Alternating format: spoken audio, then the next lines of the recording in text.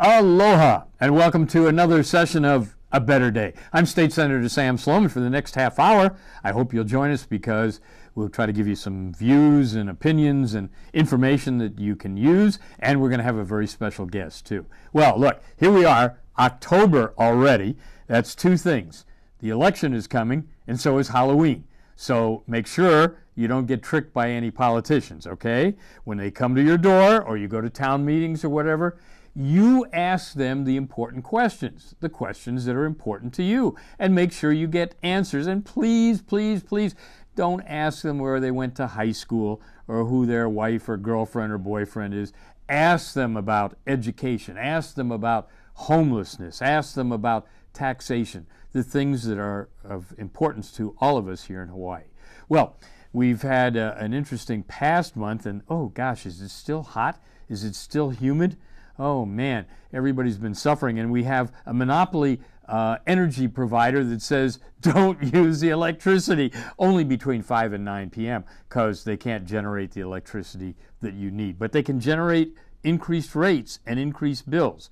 And there's been another informational briefing here at the Capitol to find out why Hawaiian Electric has dragged their feet on the installation of solar panels. Also about their rate schemes for the next 15 years, things like that. By the way, the difference again between a hearing and a briefing. A hearing, you can come and you can testify or send in your testimony. A briefing, no testimony is taken, but you're still welcome to come, and you should take advantage of that. Most of the briefings have been televised, so you can watch them if you can't get down here. But it's always fun to come down to the Capitol itself. First of all, you're paying for it all, right? Secondly, the sights, the sounds, and particularly the smells down here at the Capitol, you can't get on TV. So it's part of the overall experience. Well, a number of things have happened. The Senate Special Investigating Committee on the State Hospital wrapped up last month, and there will be a report that will be prepared. It'll be public. It'll be voted on by the State Senate. I don't think you'll see too many surprises if you watched or you read about the hearings. There were various protocols that were not followed, and that's why some workers at the state facility were injured. There's also a transformation going on, making it into a forensic state hospital, but you can read all about that. If you need any information, again, you can always call my office for anything, any help that you need or any assistance. Also, we had yet another incident at the University of Hawaii involving taxpayer funds and a business deal gone wrong. We all remember the Stevie Wonder blunder of 2 years ago. This time it had to do with the basketball program and a contract that was signed last year, 2013, to allow the University of Hawaii to play in a tournament in Kansas City, Missouri. And UH was promised $50,000 to participate. Well, guess what? We didn't get paid. And then guess what? The university, not being paid by this promoter, goes ahead and makes another deal with the same promoter, even though a very cursory search would have revealed that this person had a criminal record, that the person had been sued several times, and what happened in early August, still the university hadn't been paid, the man committed suicide. So there's more to this story, but the bottom line is, look, we've got to have more oversight. This is not the university's money. It's not the basketball or athletic department's money. It's your money. It's taxpayer money, and we've got to do a better job, especially when we're saying we're short of revenues. And by the way, after the last Council of Revenues meeting, I did put out a press release saying that based on the information that we had and the information that the Senate minority had determined, that this state, without some change in direction, is going to be cash bankrupt by the year 2016. It's as simple or as difficult as that, folks, and we've been talking about it for years, but some people, as soon as you talk about taxes and finances and all of that, their eyes begin to roll and they get scared. And then after something bad happens, then they say, why didn't someone tell us? Well, we've been telling you about it. We're going to tell you more about it. It's not to scare you, it's to alert you and to inform you. And also, that's why I said at the outset, before you vote this year, for all those people that are sending you the slick brochures asking for your vote, and they're on TV or they're at your door, you've got to ask them some key questions, okay? If you care about your family, if you care about your kids or grandkids, these are the important things to ask before we have the election. And boy, we hope that we're going to have a better turnout than we did in the primary and better than past general elections. And I'm going to be talking about that with my guest in just a moment. Hey, how's it gone on the roads today? Is there a highway that you can drive on that's not being resurfaced or torn up? Well, there's Kamehameha Highway, there's Kalanianiole Highway, there's Baratania Street, there's the rail incursion into Kalihi. All of this at the same time, plus the H1, all of this creating a nightmare for drivers. If the rail does get built, and I keep saying if because I'm not certain that it will. In fact, I don't think that it will for various reasons, including money and time delays. But if it were to get built, is it going to alleviate our traffic and congestion problems? The absolute answer is no, it will not. In fact, it'll get even worse. And part of that is because we've done such a poor job of maintaining roads, developing new roads, having new alternatives. Everything has been put into this rail, which is a $9 billion project if you look at the total concept as it is right now. The Reason Foundation last month came out with their annual report on highways and roads across the country, and surprise, Hawaii is the worst in the nation yet again, number 50 out of 50. But not only is it worse for the quality of the roads, but it is also the worst because we spend more money in administration for road projects and design than anywhere else in the country. Again, no surprise, and yet we've got to do something about this, folks. We've got to think about these things, and we have to work on them. Okay, so that's your homework assignment. That's where we are. I did last month testify at the last meeting of the State Elections Commission hearing, and this time I was joined by other legislators. I think it's the first time in my memory that I've had some of my colleagues come, and why? Because everyone is upset with the job that was done or not done by the chief elections officer. I've called for him being fired 2 years ago. I still believe that. He's inept, he's not up to the job, and we keep excusing these mistakes or errors or whatever we want to call them. And I think that's part of the problem that we have in government. The university, there's misconduct, nothing happens. State Department of Health, misconduct, nothing happens. Elections, misconduct, nothing happens. We don't do anything. We don't follow through. In fact, you may recall there was a case last month of somebody that had worked for the University of Hawaii Foundation, fine organization, independent from the university, had taken money, stolen money, and also had forged signatures. What happened to that employee? Probation. Probation. What kind of message does that send? So, for all of the things that happen in the state, we've got to do a better job of enforcing existing laws and making sure that we discourage people from doing the kinds of things that they're doing. Well, that's my rant for today. If you have any comments or suggestions or criticism, you can always call me. I'll be glad to talk with you at any time. Well, I'm really excited today because we have a special guest, and she is part of a team that helps you and does a really good job with the legislative access room here on the 4th floor in the state capitol. And my guest is Virginia Beck. Hi, Virginia. Hi, good morning, Senator. And what is your official title with the access room? My official title is Assistant Public Access Coordinator. Ooh, Assistant Public Access Coordinator. Right. All right, before we talk about the access room and its functions specifically, what about Virginia Beck 101? Well, I came to Hawaii about 14 years ago, and my background is in marketing, advertising initially, and then very quickly moved into public administration, working for schools and city government. Got a master's in public administration, and really like the job at the public access room. I'm working to help people be involved in their state legislature, and it's very gratifying. Well, I see a lot more people utilizing it, but for those people that don't know what we're talking about, give us a brief history of how we set up the access room and what it does. Well, the legislature was very wise. About 25 years ago. We always are, Virginia. That's not in question. Well, you know, it's one more time that we're lucky we live Hawaii. You know, there are some good things. And 25 years ago, they realized that for, you know, democracy, power is vested in the people. And for the people to be able to use that power, they need the resources. So they need a physical place here at the Capitol where they can use computers, use workspace, and also find out more about the process.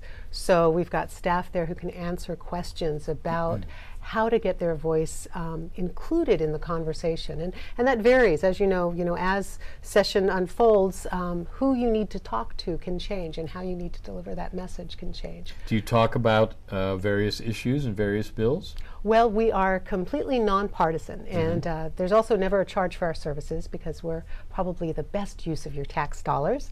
But we're nonpartisan, so we focus on the process. So when people walk through the doors or call on the phone, we very quickly let them know that we're not the ones to provide your but if somebody says, well, tell me, what does this SB 2073 do? Will you explain that to them? Well, we'll point them to the resources to find out what it does. We're not lawyers, so we can't interpret what the proposed legislation would do, but we can point them to the description and to testimony and to the people who authored the bill, maybe some of the organizations who are proponents or opponents, and they can find out more information that way. And do you think that a lot of people don't feel comfortable coming down to the legislature and going through the testimony process and all? I think it can be a little bit intimidating. And one of the things that it's really gratifying to see is when people do make the effort. You know, they get involved. Sometimes, you know, there'll be one issue that grabs them, and it's the tipping point. Like, I need to speak up. No one else is speaking up. I need to speak up. And when they come to the Capitol, they realize the doors are open. You can walk in and make an appointment with the legislator or their staff. You can use the public access room. And coming to a hearing, you know, people get a little nervous having to speak into a mic, and it's so public and all of that. But once they do it, I think they kind of get hooked, and that's really nice. Do you help them actually develop and write their own testimony? Well, I wouldn't help them necessarily craft their arguments, but I could help to go through the process. Go through the process. You know, don't bury your lead. You know, when you're sitting there hearing testifier after testifier, you want to know immediately: are you for it or are you against it? And who are you and where are you coming from? You know, is this based on your expertise in a field? Is it because of your experience or your auntie's experience? Is it based on your moral religious beliefs? You know, where are you? Did you have a lot of business during the 2013 special session? Oh boy, did we have a lot. Since we had 10,000 people that came down to the Capitol. Yes, we were very busy. And that was a great example of people coming and using the room and feeling very differently about the issue, and yet using the resources and I talked to a lot of those people during that session, and most of them had never been down to their state capitol before, which is sad, because they're paying for everything. And when they complain, oh, those darn legislators, they did this or they didn't do that, well, they can be part of the process and hopefully change that. Exactly, and that's one of the things that, you know, in coming to work at the Capitol, one of the things that I've been most impressed by is how the legislators do listen to what people have to say. Doesn't mean they always do what you think they should do, but they do pay attention to the voices. And so if people are able to come and, you know, send in their email testimony, come down to the Capitol, their voice counts even more because there aren't enough voices. But I think it's a really critical part of making our government work, because without the voices of the people, you know, they're there, as Suzanne Marinelli is the public access coordinator at the public access room, and one of the things she likes to say is, you are the expert in your own life, and you need to let the legislators know what that expert, you know, what's happening with your life. And it's very true when I go to parties and things and people, you know, find out where I work. Oh, you know, sometimes you get a very negative response, and, you know, why are they dealing with this? Why aren't they doing this? And then I can say, well, have you told them that that would be your choice of priorities? And sure enough, that kind of shuts them up. Our guest is Virginia Beck of the state capitol, the public access room. And one of the other things you just said a few minutes ago, which is really important, which I try to emphasize and let people know, talk to your legislator. Right. For goodness sakes, the public, the electorate, the taxpayers are the masters and we are the servants. Now I know some of my colleagues don't like to use that term, public servant. I'm a public servant. Right. That's what I'm down here for. And the public has much more power than they would ever know or ever believe, but they got to use it. Exactly. And you know, signing a petition, well, that may be a nice thing, and somebody delivers a big stack of papers on your desk. But if I've got somebody that is in my office, or somebody on the phone, or somebody that I bump into at Long's or Costco or something else, that means a lot more. And so people should understand that they can have an impact. Exactly. Of course, a lot of them, what they take away from this is, God, what a dumb legislator. I can do a better job. I think I'll run for office next time. And that's good too, right? That's good too. Absolutely. So you're able to help with a lot of things. Can you help if I need a recipe to roast a turkey?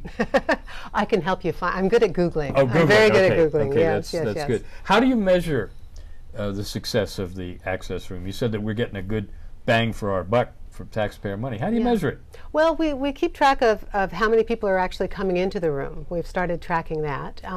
But then, of course, we're an island state. So we have people on neighbor islands who it's not so convenient to come down to the Capitol. What do you do? We have a website that which we use, lrbhawaii.org/PAR. And we've got resources there to help people. Everything from lists of legislators and which committees they're on and contact information to online workshops where they can watch. It really is a lot easier these days than it was years ago. And you talk about our main website, hawaii.gov. I noticed that again last month it was chosen as the best legislative website in the country. And you know, I occasionally may be accused of being critical of government and government services, but two things that I'm sure of, and that is that our website is really good. It's easy to navigate. And secondly, the public access room is a valuable addition.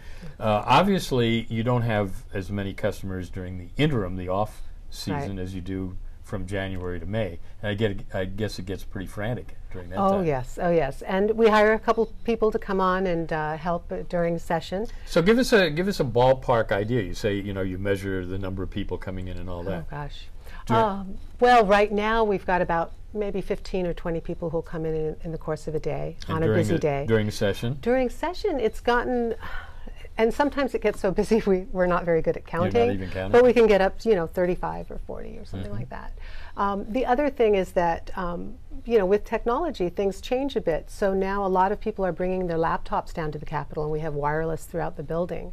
And so they don't need to come in and use the computers as much and that kind of thing. But they'll use the workspace and the... What other technical changes or procedural changes have you noticed over the last couple of years? Well, one of the things that hasn't happened that's been coming up, we go to the neighbor islands to do some workshops on, we call them We the Powerful, to wake people up to the power that they've got, and to understand the process and how they can get their voices into the mix. And one of the frustrations is from the neighbor islands not being able to have a presence at the hearings. So they can send in their testimony, which is great. The email testimony has been a wonderful advance for the state of Hawaii, I think. And it makes it easier for the person too, right? But some of them would love to do the audio-visual, especially because well, they do that at the county. We've gone more, particularly in the Senate, to Skyping and to having interactive hearings, and it is a good thing, and I think that's going to continue and expand. I mentioned earlier in the opening here about the problem that we have with low voter turnout. What's your take on this, and what do we do about it? Well, big sigh, heavy sigh. There is a heavy sigh because I think it's important for people to vote. Just to, this is the best system we've got, and I feel very strongly about that. So. One of the things is I try to turn to my friends and family and encourage them, and just start from where you are, encouraging the next person to get engaged and vote. And one of the things that I tell my friends who aren't so, they're not so engaged politically, oh, what do I know, blah, blah, blah. is, you know, even if you just vote for one race, you know, even if you just have an opinion on the governor's race, just go and vote there, you know, and let the legislators know that you are engaged and you're watching and you're an active citizen. Well, we'll see it what really happens. It's a privilege. We'll see what happens in a couple of weeks. Now, one of the things that has not gotten very much publicity is the fact that we have 5 constitutional amendments on the ballot. Right. You want to just briefly summarize what the process is for a or constitutional amendment and what we should be looking for? Sure. So the process is that the legislature can propose an amendment. They move it along much like a bill, but it doesn't have to go off to the governor, and they need to. So the governor can't veto, or the governor can't veto it, and it goes automatically on the ballot. And they need to have an extraordinary majority, so they need to have 2/3 of the members on the final reading, or pass it, you know, in subsequent sessions, or a constitutional convention can propose amendments. And the last one of those was 1978. Right, right. It comes up at least every 10 years, and I think it was in 2008 that we last voted on that, and it did not go through. So this time we've got a couple of amendments regarding SPURBs, as they call them. You probably know a lot more about those than I do. Special purpose revenue bonds. Right, on whether they can be used for agricultural. We keep expanding the definition because it started out, it was basically education and health and welfare issues. Right. And we've got different companies and different organizations coming in, so that's right. This would be about agriculture. Agriculture, and then dams would be the other one. And then we've got 2 that have to do with the judiciary. One is whether the Judicial Selection Commission should have to make public the names that they're presenting to either the governor or the Supreme Court. There was a lawsuit against Governor Abercrombie about this, which was decided in favor of, yes, you have to make it available. Well, we the people are going to get to decide whether we think it's a good idea or not, and then also whether there should be, whether the retirement age for judges should go from 70 to 80. And that was a hot topic a couple of years ago in an attempt to extend the period of 2 Supreme Court justices. Okay. And then the 5th one, which I think is getting more of the conversation, is in regard to public funds going to for private sources. Private preschools. And I don't remember exactly the wording, but one of the things about these public funds for the support or benefit of private early childhood education programs. So one of the things is that when you go to your ballot, I printed up my ballot, you know, what will appear there is the question, and it's a yes and no question. So it looks very straightforward. The trick is to find a little bit more. Yeah, that'll be the most controversial, and you already have organizations, pro and con, coming out doing marketing, doing advertising right now. And remind everybody again, if they do go and they vote, but they leave any of those questions blank, what happens? Well, a blank vote on the constitutional amendment questions pretty much counts as a no vote, because the way that they've, you've got to get a majority of the votes cast to pass the constitutional amendment. They purposely make it a little bit more difficult to change the Constitution because it is such a foundational document. Sure, and I think we all agree on that. Yep. Yeah. But there is disagreement as to why we haven't had a constitutional convention, and even on this issue of a blank vote counting as a no vote. And that was a result of a court case action taken by the United Public Workers Union many years ago, and people still, you know,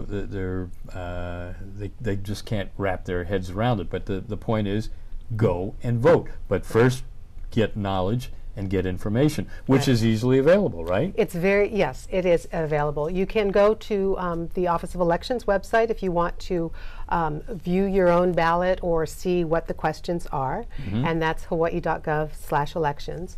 Or you can go to the legislature's website, capital.hawaii.gov, and capital is spelled with an OL, which is one of the typos a lot of people make. But if you go to that site, under the recent updates, there is a nice document that has not just the questions, but also the full section of the Constitution that's being amended. So it can provide you a little bit of context on how you feel. And then if you want to find out even more, you can actually, on that sheet, it'll have the bill numbers that were passed to become these amendments, and you can use the search boxes to pull up the bill and look at the testimony that was delivered for and against the proposed amendment while it went through session last year. Virginia, in the time remaining, how do people come see you if they want to see you physically in the office? Well, we're at the state capitol, 415 South Baratania, at the corner of Punch Bowl and Baratania, and we're on the fourth floor in room 401. And you're open when? We're open from 9 to 5, Monday through Friday during the interim, and then during session we'll be open longer hours, usually 8 a.m. to 7 p.m. To help people out. And if anyone needs some help navigating to any resources, we're very happy to help. I love answering the phone and having the odd question come my way, and helping people find the best part know. is it shows. I mean, you have a good staff, and they're, in this age when it's hard to get service anywhere and where people have cut down, it's really good to go to the public access room. So thank you. Virginia Beck, thank you so much. Thank you. And I know you'll be helping a lot more people between now and the couple weeks coming up. Don't forget to register. Don't forget to read up on the issues and the candidates, ask the right questions, and most importantly, don't forget to vote. Because all those excuses about, my vote doesn't count, I can't make it, don't whine, vote. They had a bigger turnout in Scotland last month. They certainly have bigger turnouts in the Middle East where people have to dodge bullets and bombs to go vote. So the least we can do is do that. And remember, Hawaii used to be #1 in the nation, best voter turnout, and now we're number 50 worst. That's not good enough, so we can do it. Anyway, the name of this program is A Better Day, because we don't want you to have just a good day, we want you to have a better day. If you need anything else, I'm Sam Slom. Contact my office. We'll be glad to help you or go to the public access room. Thank you for joining us. Aloha, and have a better day.